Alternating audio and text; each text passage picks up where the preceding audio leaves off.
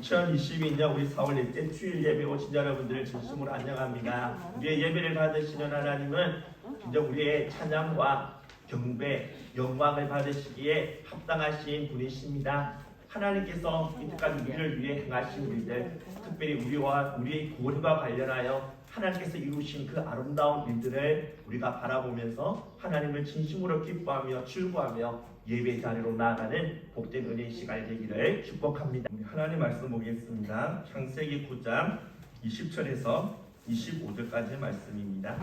창세기 9장 20절에서 25절까지의 말씀입니다.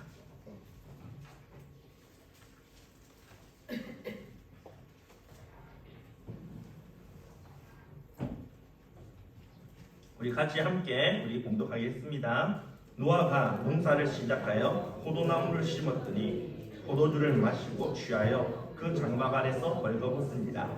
가나안의 아버지 함이 그의 아버지 아치를 보고 밖으로 나가서 그의 두 형제에게 알리매 셈과 야벳이 옷을 가져다가 자기들의 어깨에 메고 뒷걸음쳐 가서 그들의 아버지 아치를 덮었으며 그들의 얼굴을 돌이키고 그들의 아버지 아치를 보지 아니하였더라. 노아가 술이 깨어 그의 작은 아들이 자기에게 행한 일을 알고 이에 이르되 가나안은 저주를 받아 그의 형제의 중불에 동일되기를 원하노라 하고 대신 그리고 선난 찬양대 찬양 읽겠습니다.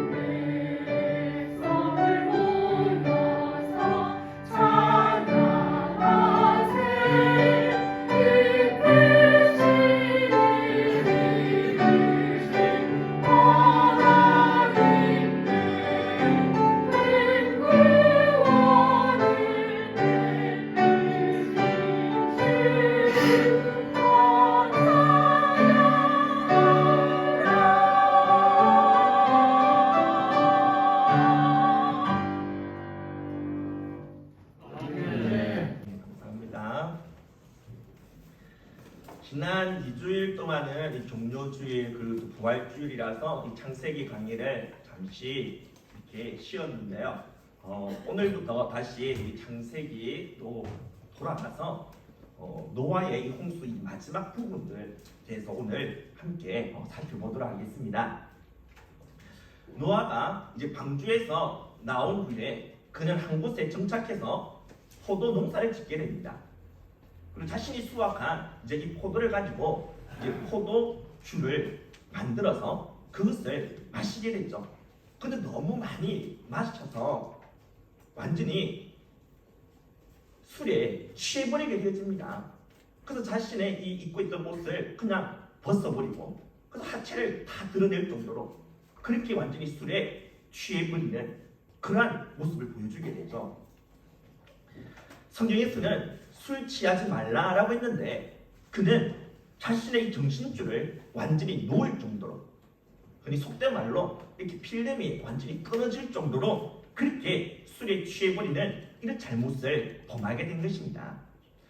여러분, 지금 술에 완전히 떡이 되어 이렇게 수치스럽게 하체를 드러내놓고 대자로 뻗어서 잠을 자고 있는 이 노아의 이 모습을 머릿속에 상상해 보십시오. 그가 홍수 심판 전에 하나님으로부터 의인이요 당대의 완전한 자라는 그러한 말을 듣지 않았습니까? 근데 그의 모습 속에서 이러한 의인, 완전한 자의 이런 모습이 보여집니까? 의인, 완전한 자와는 너무나도 거리가 먼 모습을 볼 수가 있지 않습니까? 근데 좀 이상하죠? 홍수 심판이 있기 전에는 이 세상이 온통 죄로 가득했었습니다. 온통 죄악된 문화가 판을 치던 때인지라 노아가 주변의 죄악에 쉽게 그렇게 물들 수도 있지 않았겠습니까? 근묵자억이라고 먹을 가까이 하면 그렇게 당연히 거머쥐듯이 이 노아가 어쩔 수 없이 자신의 이 가까이에 이런 죄를 끼고 그렇게 살 수밖에 없었던지나 당연히 이 죄에 그가 물들고 더럽혀질 수밖에 없지 않았겠습니까? 그런데 그때 그는 이 죄를 멀리하고 죄에 물들지 아니하고 오히려 거룩하고 반듯한 모습으로 살아갔다라는 겁니다. 그래서 주님으로부터 의인이요 당대의 완전한 자라는 그런 인정까지 받을 수 있지 않았습니까?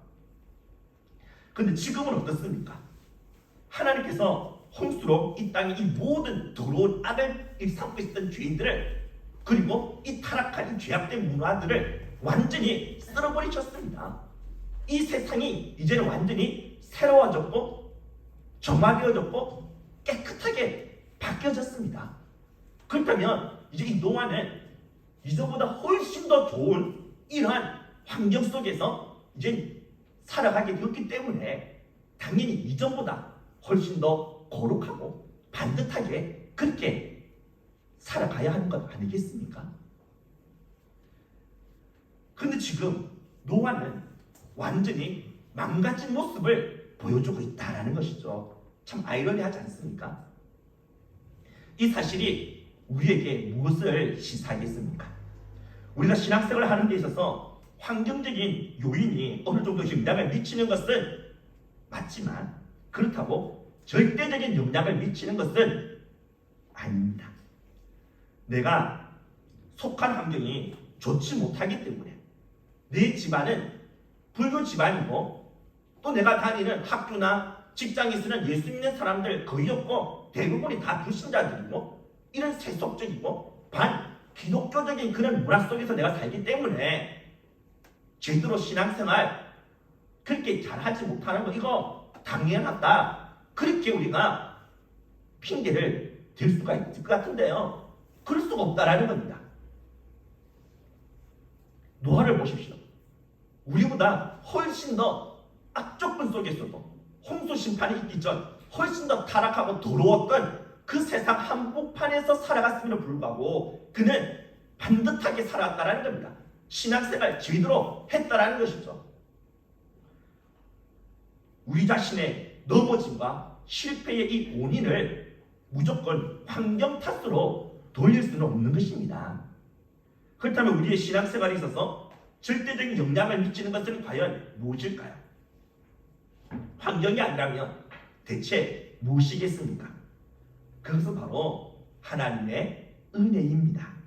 우리는 노아의 이 모습을 통해 하나님의 은혜가 얼마나 중요한지를 엿볼 수가 있습니다.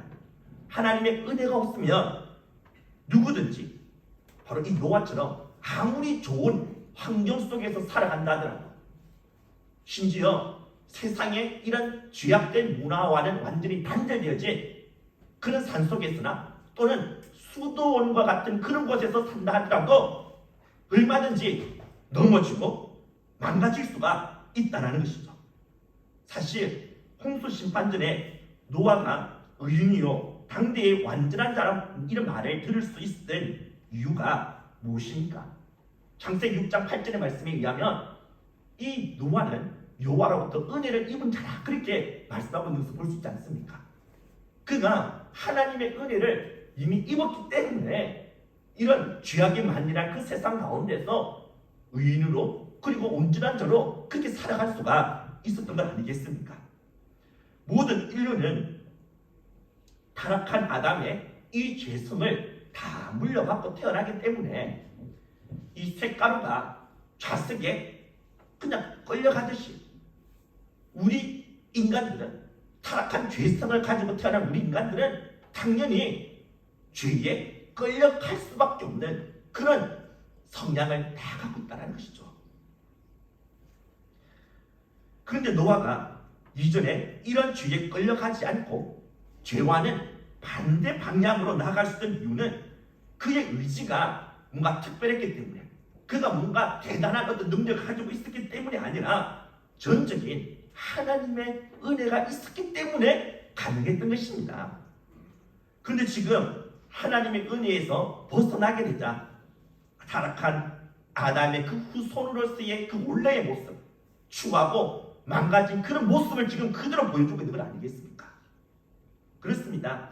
우리가 이전에 아무리 반듯하게 잘 살았다 하더라도 하나님의 은혜가 우리를 떠나게 되면 우리는 노아처럼, 아니 노아보다 더 훨씬 더 심하게 망가질 수가 있고 훨씬 더 수치스러운 모습 보여줄 수 있음을 인정해야 합니다. 당대의 완전한 자라는 말까지 들었던 노아가 이렇게 넘어지고 망가졌다면 우리는 두말할 필요가 없지 않겠습니까?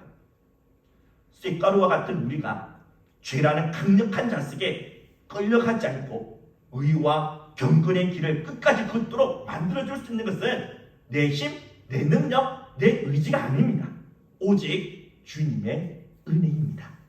우리는 하나님의 은혜가 없으면 한시도 제대로 서 있을 수 없는, 제대로 살아갈 수 없는 미약한 존재임을 인정하면서 오직 하나님의 은혜만을 간구하고 그 은혜를 사모하면서 하나님의 은혜만을 힘입어 살아갈 수 있는 그런 저와 여러분들이 다 되어지기를 주님의 이름으로 축복합니다. 노아가 이렇게 술에 취해서 하체를 드러내놓고 잠을 자고 있었을 때 노아의 아들인 함이 장막 안에 들어와서 아버지의 이 모습을 보게 되었습니다. 이때 함은 밖으로 나가서 자신의 이 형제인 셈과 야벳에게 그렇게 자신이 본 것을 그대로 알려주게 되죠. 그러자 셈과 야벳은 아버지가 누워있는 그 장막 안으로 들어오게 됩니다. 근데 아버지의 하체를 보지 않으려고 뒷걸음질을 치고 가서 옷으로 아버지의 그 수치스러운 부분을 가려주고 그리고는 다시 나오게 됩니다. 나중에 노아가 술이 깨고 난 뒤에 자신의 아들들이 자신에게 행한 이 일들을 알게 되었습니다. 이때 그는 자신의 아들들을 다 불러놓고는 축복과 저주의 예언을 하게 됩니다. 자신의 이런 하체를 그렇게 덮어주었던 셈과 야벳에 대해서는 축복의 예언을 한 반면에 이 함에 대해서는 그의 이 자식에 대하여 그렇게 저주하는 것을 볼 수가 있죠. 형제의 종들의 종이 되기를 원한다라면서 그렇게 저주를 하였습니다. 그런데 여러분, 이건 좀 심하다는 생각이 들지 않습니까? 함의 그 행동이 아버지로부터 저주를 받을 정도로 그렇게 심각하고 커다란 죄악이었다고 그렇게 생각이 되어집니까? 함이 아버지의 하체를 의도적으로 보려고 한 것 아니지 않습니까? 또한 그가 아버지의 그 수치스러운 부분을 봤다고 뭐 오늘날처럼 그렇게 휴대폰으로 사진을 찍어서 SNS에 올려가지고 뭐 떠벌리고 퍼뜨리기도 했습니까? 아니죠.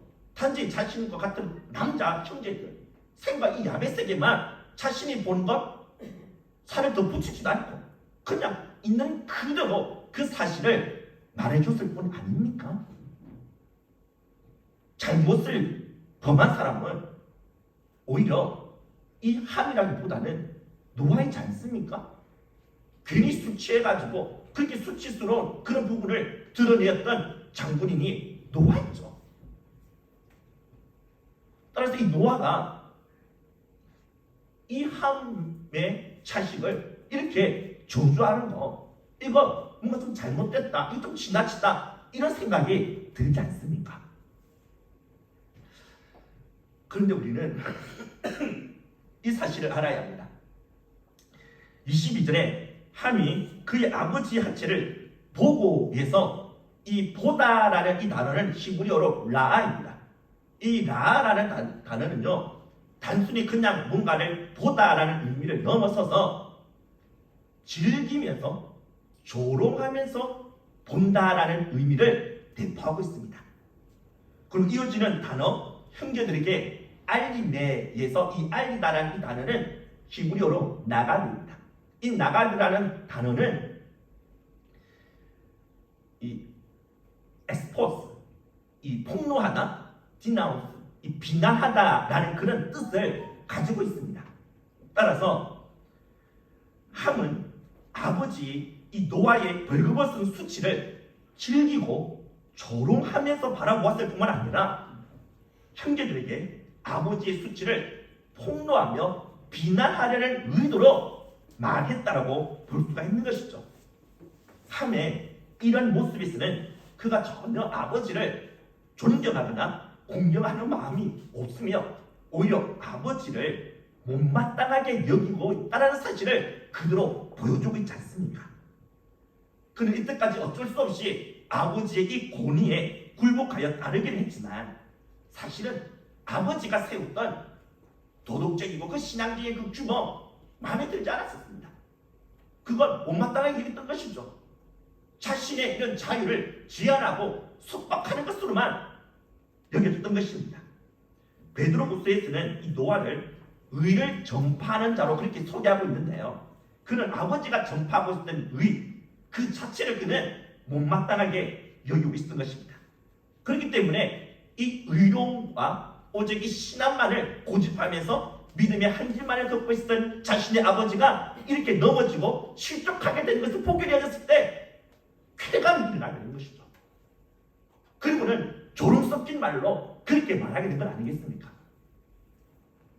그는 단순히 아버지에 대해서만 사실 못마땅하게 여기는 것이 아니라 이 아버지가 자신 아버지가 섬기고 있었던 하나님 그리고 하나님에 대한 이 신앙마저 그는 못마땅하게 여기고 있었던 것입니다. 여러분 여기서 우리가 분명히 알아야 할 것이 있습니다. 비록 노아의 입에서 이런 저주의 말이 나왔지만 그 말을 하게 하신 이는 하나님이시라는 겁니다. 하나님이 노아의 입술을 통해 저주의 예언을 하고 있는 것이죠. 왜냐하면 함이 단순히 이 아버지를 공경하지 않고 그렇게 무시했어만이 아니라 하나님 자신을 무시하고 업신여기는 그러한 그의 이 모든 모습과 그 태도를 이때까지 하나님께서 다 지켜보고 계셨기 때문입니다. 단 한 번 그가 이런 실수, 이런 잘못을 범했다고 해서 하나님 그를 저주한 것이 아니라는 것이죠. 그렇다면 하나님이 자신의 형제들과 달리 자신의 아버지와 하나님에 대해서 이렇게 부정적인 그런 태도를 취하게 된 원인은 무엇이겠습니까? 그것은 그가 덮어줌의 은혜를 입었음에도 불구하고 그 은혜를 은혜로 알지 못했기 때문입니다. 제가 이 부분에 대해서 좀 더 이렇게 설명하고자 합니다. 여러분, 한과 다른 두 형제와의 가장 두드러진 외관상의 차이는 무엇입니까? 바로 덮어줌의 차이죠. 함은 아버지의 수치를 보았음에도 불구하고 덮어주지 않았습니다. 그러나 셈과 야벳은 덮어주었죠. 그렇다면 왜 이런 차이가 나타날 수밖에 없었습니까? 그것은 아버지를 공경하는 마음이 있었느냐 없었느냐에 따라 이런 차이가 나타났다고 볼 수 있겠죠. 그러나 이러한 차이를 만들어낸 근본적인 원인은 다른 데 있습니다. 이를 알기 위해서는 예수님이 들려주신 1만 달란트의 그 빚진 자의 그 비유에 대해서 우리가 주목할 필요가 있습니다. 이 비유는 아마 여러분들이 잘 알고 있을 줄 압니다. 1만 달란트 빚진 자가 자신의 그 많은 빚을 다 탕감받았음에도 불구하고 그는 나중에 감옥에 갇혀서 평생 그곳에서 살게 되는 비참한 시대가 되지 않았습니까? 뭐 때문에 그가 이렇게 빚이 다 탕감받았음에도 불구하고 감옥에 갇히게 되어진 것입니까? 그는 1만 달란트라는 그 엄청난 빚을 다 탕감받는 은혜를 입었음에도 불구하고 자신에게 겨우 100데나리온의 빚을 진 사람에게 전혀 은혜를 베풀지 않냐고 오히려 각박하게 무자비하게 대하면서 자신의 그 빚 갚지 않았다고 옥에 가둬버렸기 때문이죠. 이 사실을 임금이 알게 되어져서 자신이 탕감해줬던 그 1만 달란트 빚졌던 사람을 다시 소환하여 옥에 가둬버린 것 아닙니까? 그렇다면 그는 왜 1만 달란트라는 엄청난 빚을 탕감받는 은혜를 입었음에도 불구하고 다른 사람에 대해 은혜를 베풀지 못하고 그렇게 각박하게 무자비하게 대할 수밖에 없었을까요? 그 이유는 그가 제일 처음 이 임금으로부터 빚을 갚아라는 그 말을 듣게 되어졌을 때 그가 했던 말이 무엇인지를 보면 알 수가 있습니다. 그리고 그가 어떤 말을 했죠? 임금이 1만 달란트 빚 나한테 갚아 이 말을 했을 때 이 사람이 어떤 말을 했습니까? 내게 참으소서 다 갚으리다. 그는 자신에게 시간만 좀 더 주어지면 1만 달란트라는 빚 다 갚겠다라고 말하고 있지 않습니까? 여러분, 그에게 시간이 좀 더 주어진다고 해서 그가 1만 달란트라는 빚을 갚을 수가 있습니까? 터무니없는 소리입니다. 말도 안 됩니다. 여러분, 1만 달란트 이것을 오늘날 우리 시세로 한다면 어느 정도인지 아십니까? 1만 달란트는요 한 사람이 16년이 아니라 무려 16만 년 동안 일해야만 벌 수 있는 돈입니다. 오늘날의 시세로 한다면 거의 6조가 넘습니다. 그 많은 돈 어떻게 갚을 수가 있습니까? 한 사람이 갚을 수 있는 그런 액수가 아니라는 것이죠. 그런데 그는 뭐라고 말하고 있습니까? 다 갚으리다. 이건 자신이 1만 달란트라는 빚을 갚는 데 있어서 얼마나 자신이 무능하고 비참한 존재라는 사실을 지금 모르고 있다는 사실을 보여주고 있는 것 아닙니까? 그는 자신의 무능함과 비참함을 몰랐기에 얼마든지 자신의 힘으로 자신의 이 문제 해결할 수 있다라고 그렇게 믿었기에 임금이 베풀어진 그 은혜에 대해서 그다지 그렇게 고마워하거나 감격해하지 않았던 것입니다. 자신의 비참함을 알고 자신이 받은 은혜가 얼마나 크고 귀한 것인지를 알았다면 그는 자신이 받은 그 은혜에 대해서 감격하면서 눈물을 흘릴 정도로 황송해하는 마음을 가졌을 것입니다. 그리고 그 마음으로 다른 사람에게도 자신이 받은 그 은혜 흘려 보내줄 수 있었겠죠. 그렇지만 그는 자신의 이 무능함과 비참함을 몰랐고 자신이 받은 그 은혜에 대한 고마움과 그 빚진 마음도 없었기에 자신에게 겨우 100데나리온의 빚을 진 사람에 대하여 은혜를 베풀어 주지 못하고 이렇게 무자비하게 대할 수밖에 없었던 것입니다. 진정한 사랑을 받은 사람만이 진정한 사랑을 할 수 있다고 하지 않습니까? 똑같습니다. 진정한 용서의 은혜, 덮어줌의 은혜를 입은 사람만이,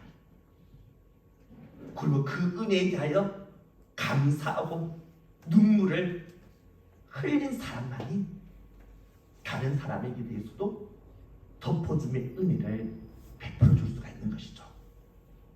이 원리를 그대로 노아의 이 세 아들에게도 적용할 수 있지 않겠습니까?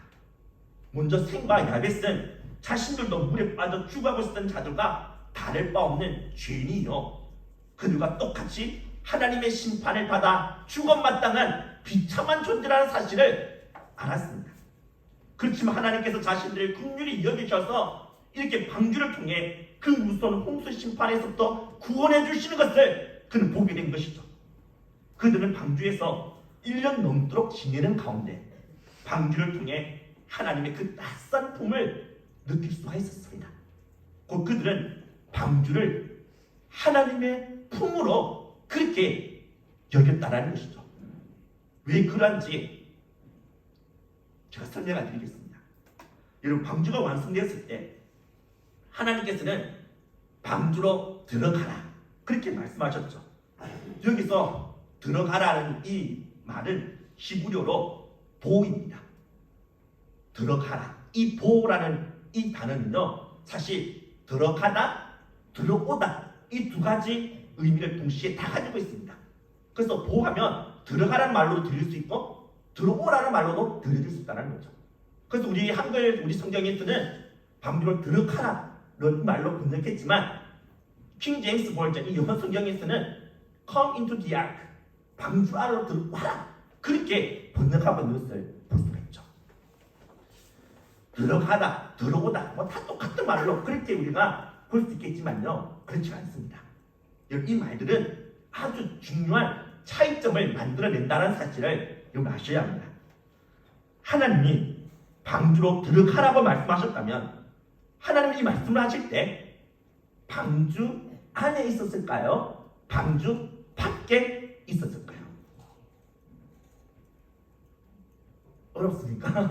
방주로 가라 그렇게 하나님 말씀하셨다면 하나님은 이때 방주 안에 계시는 겁니까? 방주 밖에 계시는 겁니까? 밖이죠. 반대로 방주 안으로 들어와라 이렇게 말씀하신다면 하나님은 방주 밖에 아니라 방주 안에 계신 것이죠. 하나님 자신이 방주 안에 있기 때문에 이 방주 안으로 들어와 이렇게 말씀하는 건 아니겠습니까? 셈과 야벳은 보엘 하드바 이 음성을 방주 안으로 들어와라는 이 말씀으로 그들은 받아들였다는 겁니다. 그래서 하나님은 지금 방주 밖에 계신 것이 아니라 방주 안에 계셔서 마치 자신의 품 안으로 들어오라는 말씀으로 그렇게 받아들였던 것이죠. 그러니 그들에게 있어서 이 방주는 그저 갑갑한 그런 배로만 보인 것이 아니라 하나님의 따스한 품으로 그렇게 여겨졌던 것입니다. 밖에는 무서운 홍수가 자신들을 삼키려고 했지만 하나님께서 이 방주를 통해 자신들을 그 품에 안아주시고 이렇게 덮어주셔서 이게 그들이 홍수 심판 가운데서 생명을 건질 수 있게 되었다라고 그게 그들은 생각하게 된 것이죠. 그들은 1년이 넘도록 방주 안에서 지내는 동안 자신들을 품어주시고 덮어주시는 하나님의 그 따스한 은혜를 느끼고 그 은혜에 감사하며 감격하는 시간을 가질 수가 있었습니다. 그렇기 때문에 그들은 아버지의 이 허물을 보게 되었을 때 하나님께서 자신들을 이렇게 안아주시고 덮어주셨던 것처럼 자신들도 그 아버지의 그 허물을 그렇게 덮어줄 수가 있었던 것이었죠. 그러나 함은 그렇지 않았습니다. 보엘 하드바 이 음성을 방주로 들어오라는 말씀이 아니라 방주로 들어가라는 말씀으로 그는 받아들였던 것이죠. 하나님 자신은 갑갑하고 온갖 더러운 짐승들의 똥과 오줌 냄새로 가득한 그 방주 속에 계시지만 하나님 자신은 이 방주 바깥에 계시면서 자기 자신에 대해서는 마치 돼지 우리와 같은 그곳으로 그냥 들어가라고 말씀하시는 걸로 받아들였던 것입니다. 그러니 1년이 넘도록 그 돼지 축사와 다를 바 없는 더럽고 칙칙한 냄새가 나는 그 방주 속에 지내는 가운데 하나님의 은혜를 느끼면서 그 은혜에 고마워하며 감사하는 마음을 키워나갈 수가 있었겠습니까? 아니죠. 오히려 하나님에 대하여 못마땅해 하는 마음만 더 키워나가지 않았겠습니까? 더군다나 함은 자신이 멸망받아 마땅한 그런 비참한 죄인으로 전혀 그렇게 생각하지 않았습니다. 오히려 자신은 다른 사람들에 비해 뭐 좀 더 나은 사람, 좀 더 뭐 괜찮은 사람, 젠틀한 사람 그렇게 생각하고 있었죠. 왜냐? 자기 자신은 다른 사람들에 비해서 죄도 덜 지었었고 또 아버지와 함께 힘든 이 방주를 만드는 일에 함께 동참하기도 했기 때문에 자신은 괜찮은 사람으로 자신이 이렇게 홍수 심판을 받아 멸망당하야만 하는 그런 비참한 죄인으로 그렇게 자기 자신을 생각하지 않았다는 것입니다. 따라서 그는 이 덮어줌의 그 은혜의 그 필요성을 알 수가 없었던 것이죠. 하나님부터 이런 덮어줌의 은혜, 방주를 통해서 덮어줌의 은혜를 입었음에도 불구하고 그 은혜를 은혜로 알 수가 없었던 것입니다. 하나님의 그 은혜에 대하여 덮어줌의 은혜에 대하여 눈물을 흘리지도 못하고 감기 키우지도 못하고 항송하는 마음, 빚진 마음을 가지도 못했던 그가 아버지의 허물을 봤을 때 덮어줄 수 있었겠습니까? 아니죠. 그렇기 때문에 그는 아버지의 그 허물을 오히려 떠벌리고 그렇게 조롱하게 되는 것입니다. 저와 여러분은 어떻습니까? 다른 사람의 허물을 보게 될 때 특히 내가 싫어하는 사람, 내가 반감을 가지고 있는 사람의 허물을 보게 될 때 그 허물을 덮어주고 감싸주려고 하십니까? 아니면 그 허물을 떠벌리고 누설하고 알고 싶어서 막 입이 간질간질 하십니까? 내가 주로 어떠한 반응을 보이고 어떠한 태도를 취하느냐에 따라서 내가 이 덮어줌의 은혜를 진정 은혜로 아는 사람인지 그렇지 못한 사람인지 다 드러나는 것 아니겠습니까? 저와 여러분들도 하나님부터 덮어줌의 은혜, 그 놀라운 은혜를 이미 잊지 않았습니까? 우리 안에는 흉하고 무서운 죄, 부끄러운 그런 죄가 가득합니다. 어제도 죄 지었고 오늘도 또 죄 지을 겁니다. 우리 안에는 이런 죄가 있습니다. 그런데 우리 이 더러운 죄가 가려지거나 덮여지지 않는다면 우리가 어떠한 운명을 맞이하게 될지 한번 생각해 보십시오. 끔찍하지 않습니까? 우리 안에 있는 이 죄가 덮여지지 않게 되면 우리 인생 마지막에 어떻게 되어지는지 요한계시록 6장 16절에서 보여주고 있는데요. 우리 같이 한번 읽어볼까요? 같이 읽읍시다. 시작. 산들과 바에게 말하되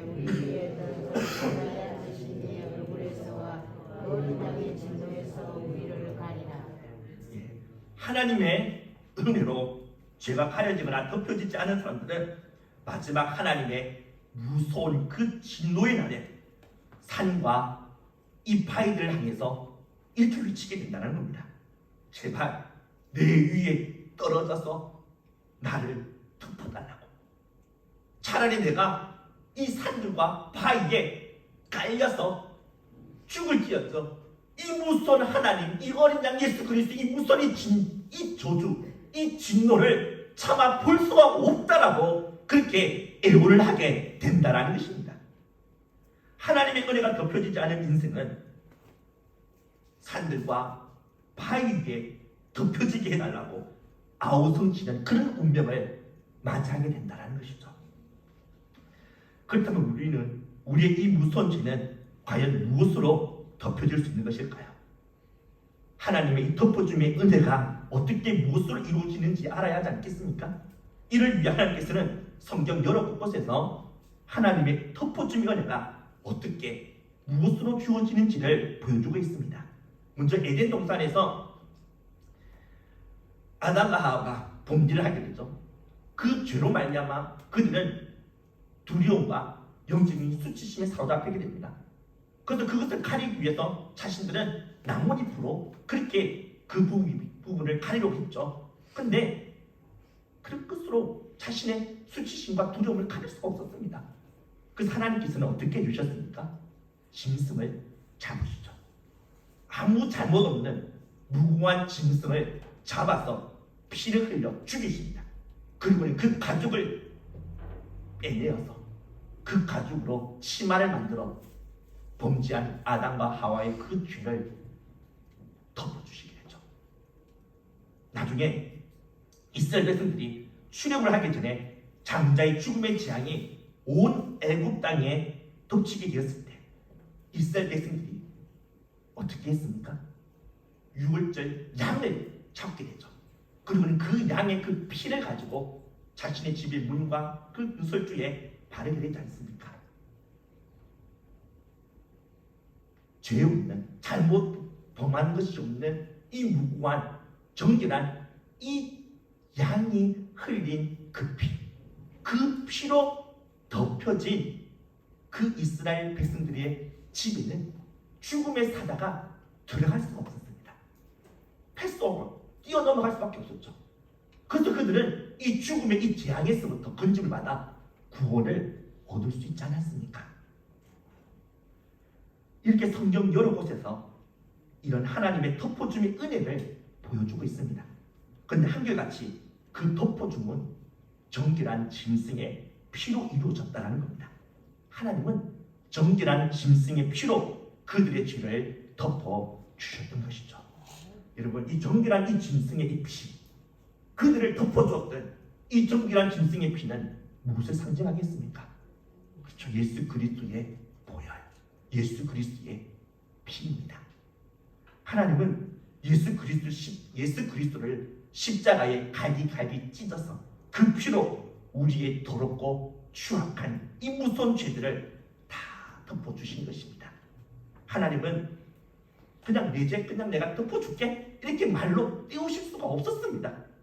우리의 이 무섭고 더러운 죄악을 가리시고 덮어주기 위해서는 자신의 하나밖에 없는 이 독생자 예수 그리스도를 십자가에 못 박아 죽이실 수밖에 없었던 것이죠. 왜냐하면 예수님의 그 피만이 깨끗하고 정결한 피가 되기 때문에 그 피로만 우리의 더럽고 추한 죄를 씻어내고 가려주고 덮어주실 수가 있기 때문인 것이죠. 그런데 우리들 가운데 아직까지 예수 그리스도의 십자가의 보혈의 능력을 믿지 못하여 그리스도의 보혈로 자신의 죄를 가리지 못한 분이 계십니까? 십자가를 붙드시기 바랍니다. 예수님의 피가 우리의 그 어떠한 죄든지 다 가려주고 덮어주실 수가 있습니다. 그래서 하나님의 그 무서운 진노와 심판 가운데서 우리를 건져주고 구원해 줄 수가 있는 것입니다. 만약 우리가 예수님의 피로 우리 자신을 덮어주시는 이 하나님의 은혜를 거부한다면 우리는 나중에 하나님의 은혜로 덮여지는 것이 아니라 하나님의 진노로 덮여질 수밖에 없음을 아셔야 합니다. 그래서 나중에 우리들은 산들과 바위들 향해서 울부짖게 됐죠. 제발 나에게 덮쳐달라고. 제발 산들아 바위들아 나를 덮어버리고 나를 깔아뭉개서 이 하나님의 이 진노에서부터 내가 벗어날 수 있도록 이 진노를 내가 보지 않게끔 제발 만들어달라고 그렇게 울부짖을 수밖에 없게 된다는 것입니다. 하나님의 진노로 덮여지기 전에 하나님께서 우리에게 기회를 주신 이때 하나님의 은혜로 덮여지는 그런 여러분들이 다 되어지기를 주님 이름으로 축복합니다. 그리고 이미 예수님의 보혈로 자신의 추하고 더러운 죄가 다 덮여지는 은혜를 입은 자가 맞다면 이제 우리들은 생과 야베처럼 다른 사람의 허물을 가려주고 덮어줄 수 있어야 하지 않겠습니까? 꼴보기 싫은 사람이라고 그 사람의 흠과 허물을 들춰내고 까봐야 한다면 어찌 우리가 이 덮어줌의 은혜를 아는 자요 그 은혜에 감사하고 그 은혜에 대하여 빚진 마음을 가진 자라 말할 수가 있겠습니까? 1만 달란트의 빚을 지은 우리를 하나님이 자신의 아들을 죽이시는 그 아픔과 희생을 겪으시면서까지 내 빚을 다 갚아주시고 탕감해 주셨다면 우리도 이제 나에게 겨우 100데나리온의 그런 빚을 진 사람들에 대해서도 이렇게 행하며 살아야 하지 않겠습니까? 근데 나에게 잘못한 사람, 나에게 상처를 준 사람의 허물을 그냥 이렇게 다 덮어주고 용서해 주는 거 결코 쉬운 일이 아니죠. 정말 어렵지 않습니까? 꼴도 보기 싫은 사람인데 자꾸만 그 사람의 허물을 막 이렇게 들추내고 싶고 막 알고 싶은 그런 마음이 우리 안에 사실 가득하지 않습니까? 우리 힘으로 안 됩니다. 결코 우리의 힘으로 그렇게 다른 사람 허물을 우리 못 덮어줍니다. 그러나 우리가 주님으로부터 받은 그 은혜와 그 희생적인 사랑을 알고 그 은혜와 사랑에 감사하며 감격할 수 있다면, 내가 1만 달란트 빚진 자였는데 이 6조라는 이 어마어마한 빚을 진 사람이 나였는데, 근데 하나님이 자신의 아들 십자가에 못 박아 죽이시면서까지 나의 이 길을 다 덮어주시고 내 빚 다 탕감해 주셨다는 사실을 진정 우리가 안다면, 그리고 이것을 우리가 기억한다면, 우리 또한 나에게 겨우 100데나리온의 빚을 진 사람에 대하여 이와 같이 그 사람을 용서해주고 덮어줄 수 있지 않겠습니까? 내가 한번 해볼게라고 나 자신의 의지를 앞세우면 반드시 실패하고 맙니다. 십자가를 바라보아야 합니다. 용서와 덮어줌을 가능케 하는 그 힘은, 그 힘의 그 온천은 십자가에 있습니다. 나의 죄와 허물을 덮어주기 위해 갈기 살이 찢긴 채 피를 흘리신 예수 그리스도께서 다니신 그 십자가, 그 십자가를 우리가 깊이 묵상하고 그 십자가를 바라보며 그 십자가를 우리가 굳게 붙들 때 그 십자가를 통해서 흘러 내려오는 주님의 이 사랑, 십자가의 그 은혜의 그 힘으로 우리는 다른 사람, 내가 싫어하는 사람, 꼴도 보기 싫은 사람이랄지라도 그 사람의 허물을 덮어줄 수가 있는 것입니다. 내가 1만 달란트 빚을 탕감받은 자였다는 사실을 항상 기억하면서 나에게 겨우 100데나리온의 빚을 진 사람들의 허물을 덮어주고 품어주는 아름다운 삶을 살아가는 저와 여러분들이 다 되어질 수 있기를 주님의 이름으로 축복합니다. 축도하겠습니다. 지금은 주 예수 그리스도의 은혜와 하나님 아버지의 극진하신 사랑과 성령의 위로 교통하심이 하나님부터 받은 이 덮어줌의 은혜를 다른 이들에게도 흘러보내기로 다짐하고 결단하는 이 자리에 머리 숙인 모든 성도들과 그 가정과 자녀들의 머리 위에 지금부터 영원토록 함께 있을지어다.